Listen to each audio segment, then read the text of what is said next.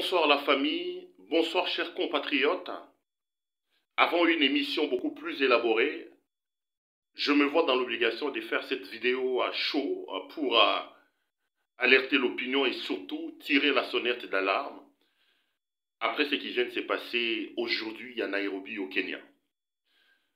La République est véritablement en danger et comme dans ses habitudes, M. Félix Antoine Tshisekedi Tshilombo vient encore de nous exposer notre pays, nos enfants et notre avenir. Les amis, j'ai sous mes yeux le communiqué publié par la présidence de la République du Kenya sur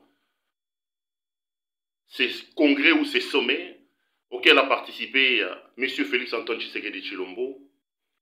Croyez-moi, le Congo sort les grands perdants dans cette affaire. Oui, le Grand Congo a de nouveau perdu.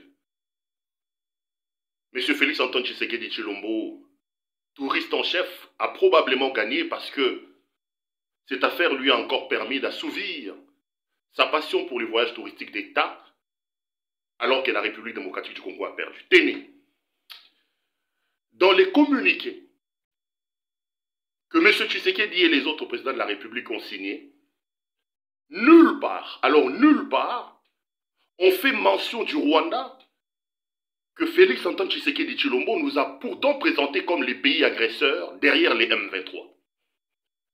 Les chefs d'État de la sous-région de l'Afrique de l'Est n'évoquent pas la participation du Rwanda à la déstabilisation et à la situation désastreuse que nous vivons avec le M23.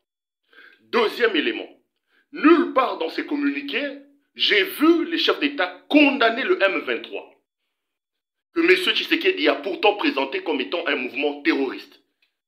Les chefs d'État n'ont même pas appelé le M23 mouvement terroriste.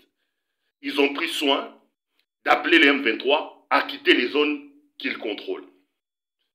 Et le communiqué finit par la mise en place d'une force de la sous-région qui doit être sous le commande du Kenya.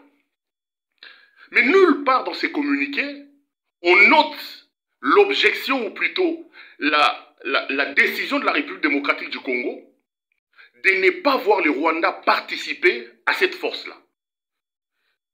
Alors que ces laudateurs nous disaient tout le temps, le Rwanda ne doit pas participer à la force. Les communiqués qu'on a rendus publics ne mentionnent nulle part que le Congo a fait objection de la participation du Rwanda à cette force. Ça veut dire qu'à l'État, le Rwanda fera partie des forces de la sous-région qui vont intervenir en République démocratique du Congo. Les amis, posez la question au président Félix Antoine Tshisekedi Tshilombo. Sa diplomatie dansante, la diplomatie à l'Angeleka, a encore aujourd'hui montré ses limites. Comment est-ce que le Rwanda, que Tshisekedi a présenté comme le problème, peut-il se retrouver sur la table des négociations et apposer sa signature comme solution? Quelle est cette magie que Tshisekedi a fait pour passer le Rwanda de l'image de l'agresseur pour que le Rwanda devienne aujourd'hui la solution et appose sa signature? Comment M. Tshisekedi n'a-t-il pas réussi à insérer le M23 comme mouvement terroriste dans ses communiqués? En clair, ce sommet a véritablement accouché d'une véritable souris. Et c'est à cause du président Félix Antoine Tshisekedi Tshilombo. Les amis, cette mascarade, ce congrès qui vient de se passer au Kenya n'apportera rien à la République démocratique du Congo, croyez-moi. Le Congo n'a rien gagné dans ces sommets-là, absolument rien.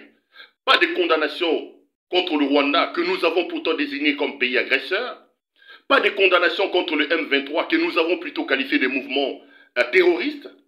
Et aujourd'hui, on va nous imposer à recevoir une force de la sous-région avec la participation du Rwanda que Tshisekedi a pourtant présenté comme la source du problème. J'ai des larmes aux yeux et je suis en colère. Je me rends compte d'une chose, les amis. L'ennemi, nous le cherchons ailleurs alors que nous l'avons avec nous. L'ennemi du Congo actuellement s'appelle Félix Antoine Tshisekedi Tshilombo. Son incompétence, sa naïveté, nous mettent en danger, nous, notre avenir et notre devenir. Croyez-moi, chaque seconde que M. Tshisekedi passe au pouvoir met l'avenir de notre pays en danger. La preuve, elle est là. Une fois de plus, il a signé des accords, il a signé des communiqués alors que le pays n'a rien gagné dans tout ce que lui il a signé. De manière irréfléchie, il appose sa signature comme il pose là. Il nous a dit ici qu'il faut absolument arrêter tous les accords que nous avons signés avec le Rwanda, les accords qui n'ont jamais été publiés, qui ne sont jamais passés devant l'Assemblée nationale. Congolais, réveillons-nous. Nous cherchons notre ennemi à un mauvais endroit. L'ennemi du Congo s'appelle Félix Antoine Tshisekedi Tshilombo. Et croyez-moi, chaque seconde que ces messieurs passent à la tête du pays met encore un peu plus davantage notre pays en danger. Il est temps, à mon point de vue, qu'on réfléchisse sur la manière dont il faut se débarrasser de cet homme. C'est lui qui est véritablement notre problème. Sa diplomatie à l'Angeleka, la diplomatie dansante, son incompétence et sa naïveté nous amènent en grande vitesse vers l'abîme. Le Congo mérite mieux que ce qui se passe actuellement. Je vous promets une émission beaucoup plus élaborée. Là, c'était juste une réaction à chaud. Félix Tshisekedi est véritablement le problème du Congo à l'heure où nous parlons. Merci beaucoup.